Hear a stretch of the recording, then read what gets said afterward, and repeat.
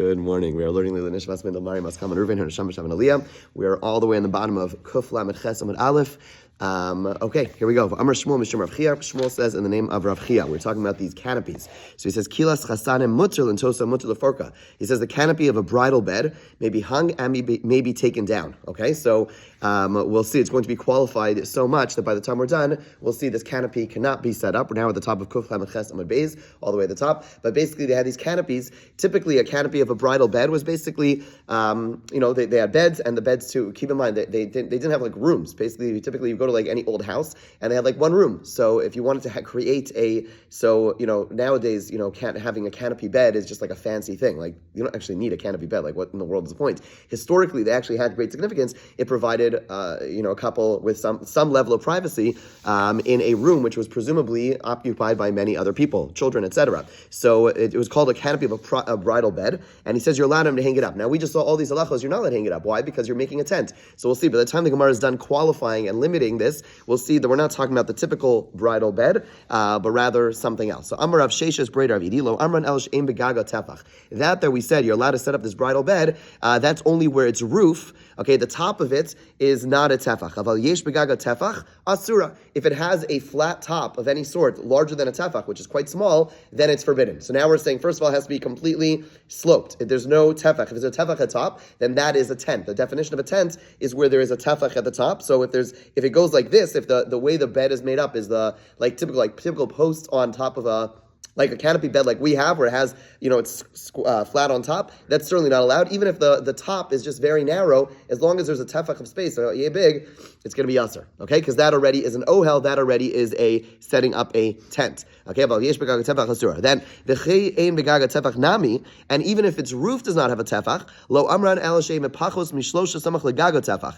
That is only where within 3 tzvachim of the top, it does not have a width of a tefach. If you look at the picture next to the 2 in the art scroll, you see that picture where there's a tefach of width within 3 tzvachim of the top. Okay, there's a principle in halacha called lavud. Lavud basically sees things, if they're within 3 tzvachim of one another, then they're actually seen as attached. So if you ever in a sukkah, you'll see those straps along the wall. What are the function of those straps? What those straps are doing is they're placed within 3 tzvachim of one another, and because of that, halachically, we actually see it as if there's no gap. Right? Just like, we'd all agree, if there's something that's very close to one another, we say, oh, it's continuous. There's a little air. No. And what is the limit to how far? 3 tzvachim. When something is within 3 tzvachim of one another, then we see it as just if it's attached. So if you have a slope of a roof of a tent, and granted at the top it's just a point, right? But within 3 tzvachim of distance, within 3 tzvachim of distance,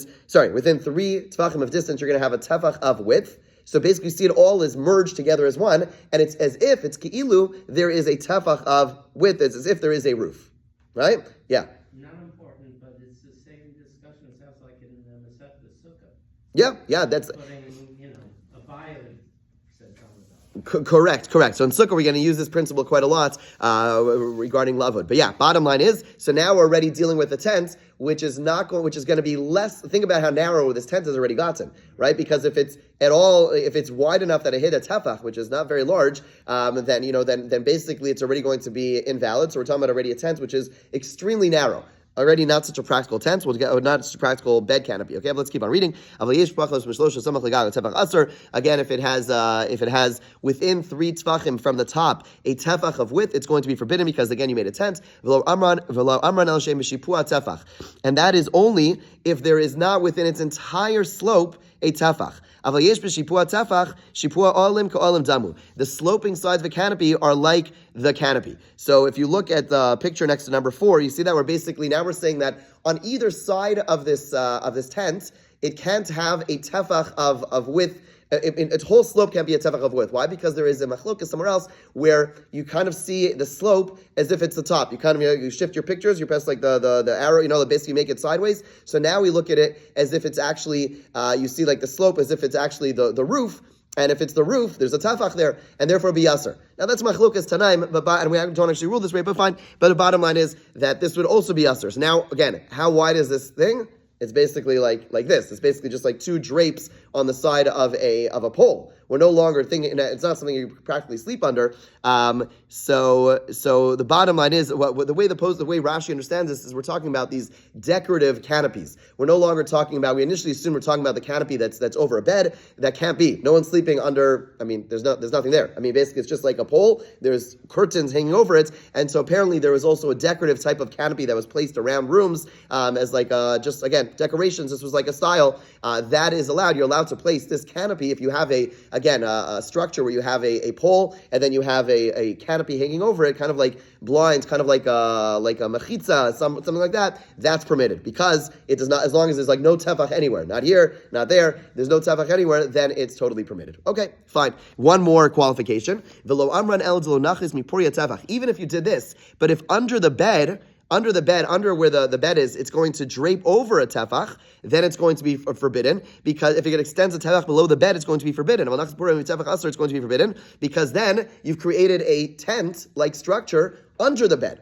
It's only focusing on top of the bed. But if, let's say, you have this, it drapes over the sides, a tefach, then you also, it's forbidden because you've created a tent. Now, you should all ask a question based on this. Sorry? Sheets on a bed. You put a blanket over a bed and the bed hangs over. Or you make a tablecloth, right? You put a tablecloth over a bed. It hangs over a tefach. Why is that allowed? So who says it is? No, it is. The reason it's allowed is because of the fact that poskim say in this case, we're talking about a person who is intending to make an ohel. You're setting up a tent. Therefore, we see this as a tent. If your focus is the focus is the top. The focus is the bed. Not the top, but the focus is, I'm just laying out a sheet. It happens to be, it drapes over.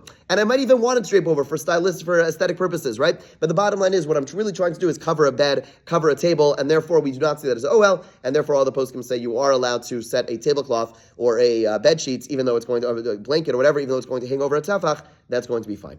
Okay? Let's go further.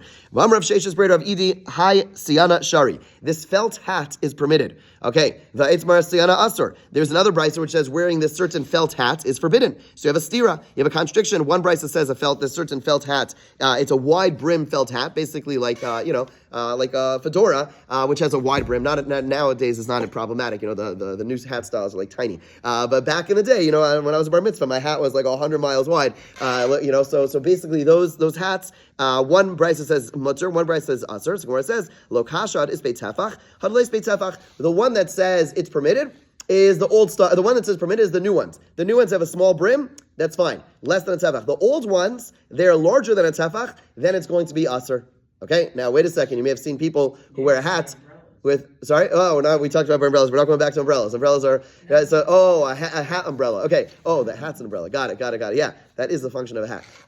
Not to put a blue bag on top, not to put a bag on top of it, but whatever. That's another story. Fine. Bottom line is what we see, right? This is a question now. Are you allowed to wear a black hat or whatever, any hat with a tefach? Like Gemara asks, El miata, sharbe viglima tefach. If you want to tell me that wearing a hat with a tefach is asur, what about a person who puts, let's say, a talis over their head and they extend it over their head? Is that asur? If I do it a tefach over, let's say a person, they want to really hide themselves, and they put it over their head, not just over their forehead, they put it over and it's over a tefach. Is that asur? So you're going to say the person's going to be chayv v'chatas? No way. We see people doing this all the time.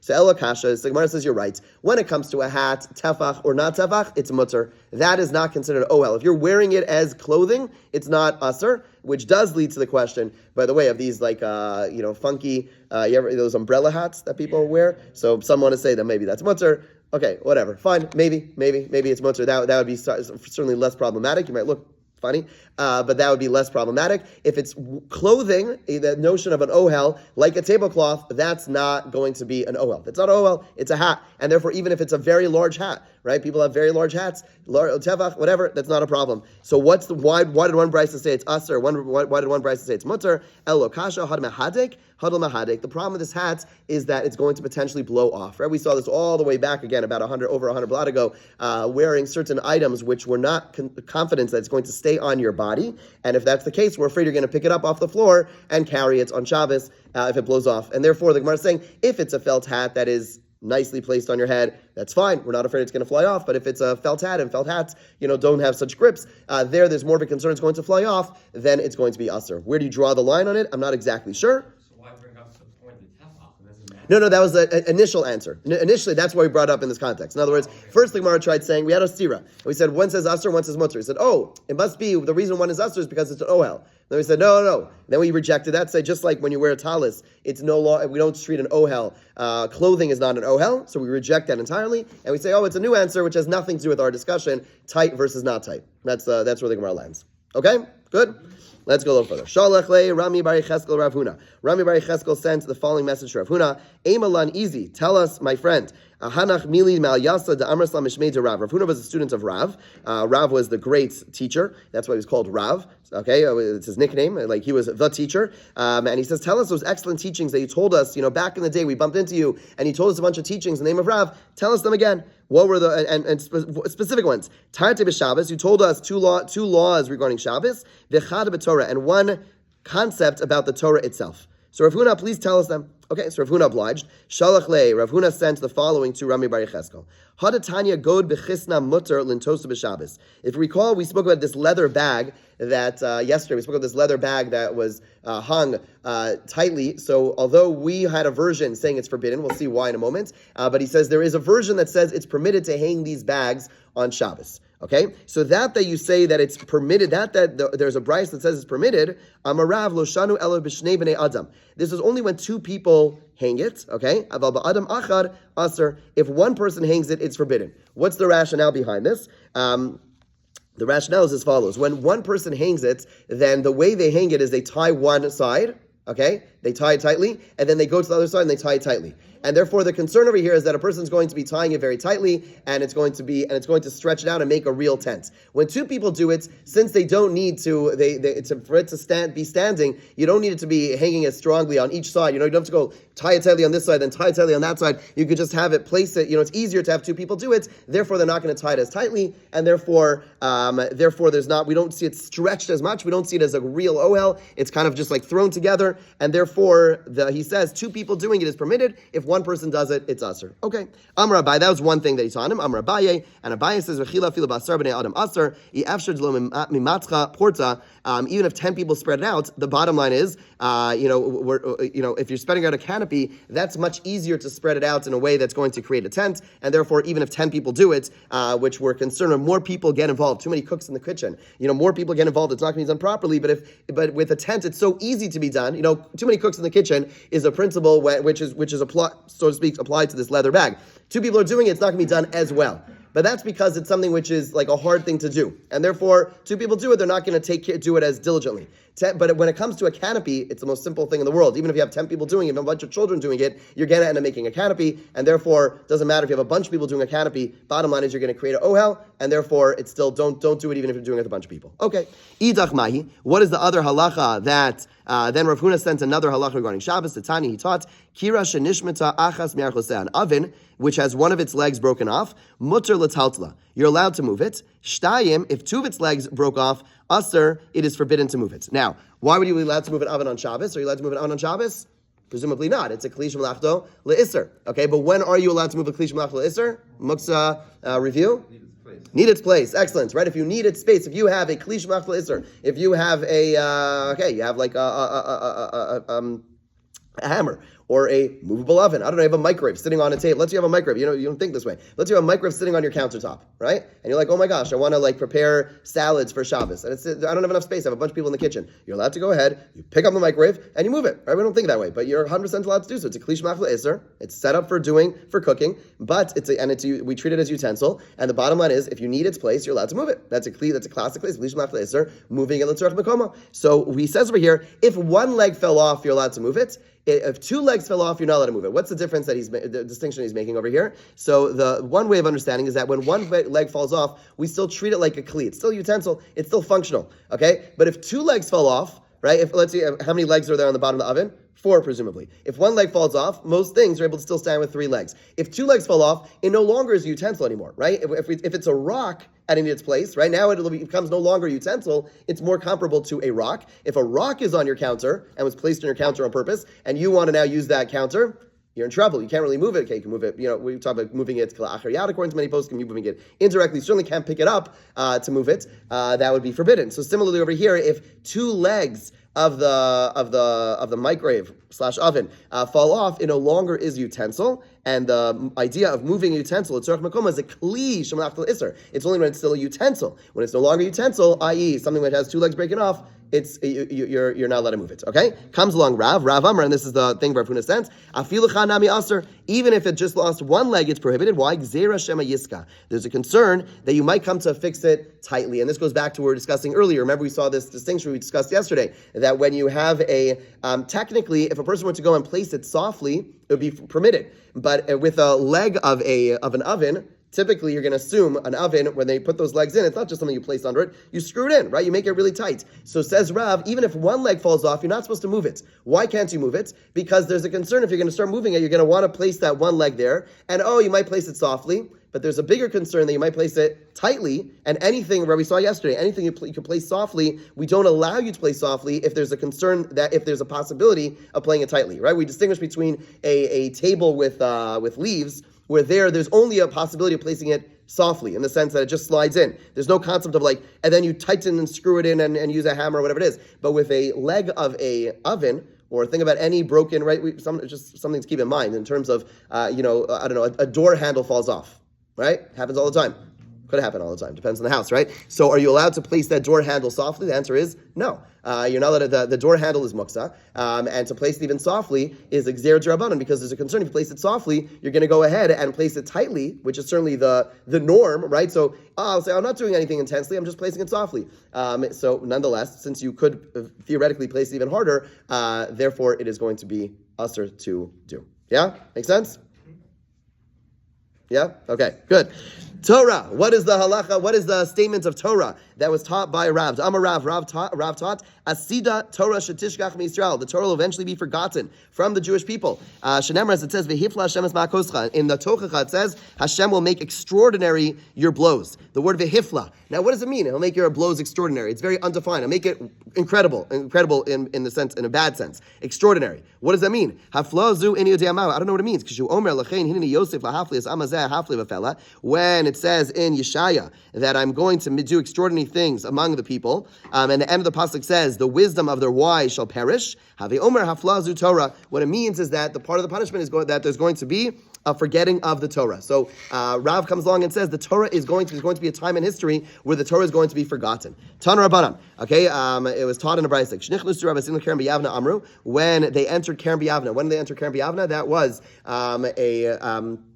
this is when Rabbi Yochanan ben Zakkai gets permission from the Romans to save the scholars and to set up a place where they're able to learn undisturbed. So they leave Yerushalayim and they gather in Yavne, and they call it Keren b'Yavne, literally the vineyards of Yavne, just because they sat like a vineyard. They sat in rows over there. Fine. So they enter there and they say, Asida Torah shetishkach miYisrael. They said the Torah is eventually going to be forgotten, and they brought a pasuk to back this up. Shneimar hina yamim ba'amnu Hashem lakim yishlachti rab aretz. Days are coming, says Hashem, I will send hunger into the land. But the pasuk continues. The pasuk in Amos and says, right, it became a famous song, Lo rav lechem, not a hunger for bread, v'lo tzama l'mayim, and not a thirst for water, kim l'shmo es divrei Hashem, but rather it's a hunger to hear the words of Hashem. In other words, people will be hungry to hear Hashem. Now you can see that as a beautiful thing, but also what does that speak to? That speaks to the fact that they will not have access to Torah. I'll be yearning for it. I'll be thirsting for it. It's not there. I don't know where I need to get it. And it says in the next pasuk they're going to go from sea to sea and from north and to east. So they'll go and wander and to find Dvar Hashem, the word of Hashem, and they will not be able to find it. What is Dvar Hashem? Dvar Hashem zo halacha. It means a reference to Torah. Dvar Hashem ze haketz. This refers to the end of the exile. They'll be yearning for, I want the exile to end, but they will want to find out when. They will not know when. Dvar Hashem zo nevuah. The word of Hashem refers to nevuah. They'll want to access prophecy. They will not have prophecy. But you see from this dialogue, from this teaching, that the Torah will be forgotten. They will search for Torah. They will not have access to Torah. What does it mean? What is an example of them looking for the word of Hashem? So the Gemara gives an example. A woman will take a loaf of truma. Okay, so it's a loaf of truma bread, which was in a tamei oven, and she'll go from shul to shul, from beis medrash to beis medrash, asking, is this tamei? Is this tahar? Ve'mevin, and no one will know to give her a psak. Okay, so Gemara says, "Im tahorvin tamehi." Will that really be a question? If the bread that's in an oven that was tameh, is it going to be tameh? It says explicitly in the Torah that if you have food in an oven, that it's going to be tameh. So the Gemara is not willing to entertain that they're going to forget that. That's not possible. Rather, what she's going to be asking is she a first degree tameh, or is the bread first degree tameh, second degree tameh? And no one will know the answer. And ask the Gemara, it's an explicit Mishnah. Okay, and something's explicit Mishnah, the Gemara is also not willing to entertain. When we say the Torah is going to be forgotten, no one's going to forget the entirety of the Torah. No one's going to forget the entirety of the Mishnah. What it means, you're going to forget the more complicated stuff. And this, as we'll see, is an explicit Mishnah. Okay, it's not, it says in the Mishnah, Hasheret shnimtza b'tanur, if Hasheret is found in an oven, Hapasha b'socho shniya, Shatanur tchila. The bread is a second degree tameh. The oven is a first degree. So you see explicitly. So the Gemara says no. Even that was something which is not clear, because Mistapluhu hada amarle Rav Ada bar Ahava Rava. Rav Ada bar Ahava said the following to Rava regarding the Mishnah. He questioned why it is that the Mishnah says that the bread is a second degree tameh, because he says, shouldn't we treat the entire oven as if it's full of tumah, but to have a pas rishona, and therefore the bread will become tameh in the first degree? Amrle, he says no. We do not say that we treat the oven as full of tameh. Tumah detani was taught in the bride. So yachol you call a kelim itamin ba'avir klicheres. You may have thought that all utensils, we treat them whenever there's tumah in a utensil, we treat all the airspace within the utensil as tamei tamalomar kol asher b'socho yitma mikol ochel asher yachel.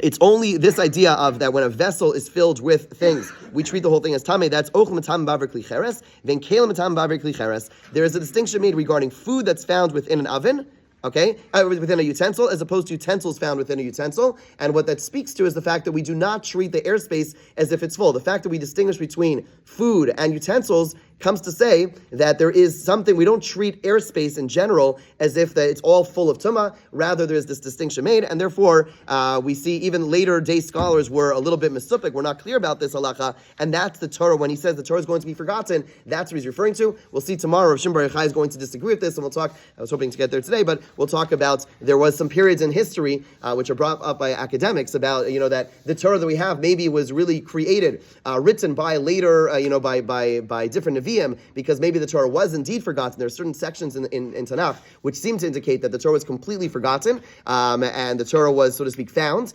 and which would seem to support Rav, although, as we'll see, Rav Shimon Bar Yochai disagrees, and we'll have to understand how that works. Were there really times in history where the Torah was completely forgotten? We'll come back to that, God willing, tomorrow. Have a great day.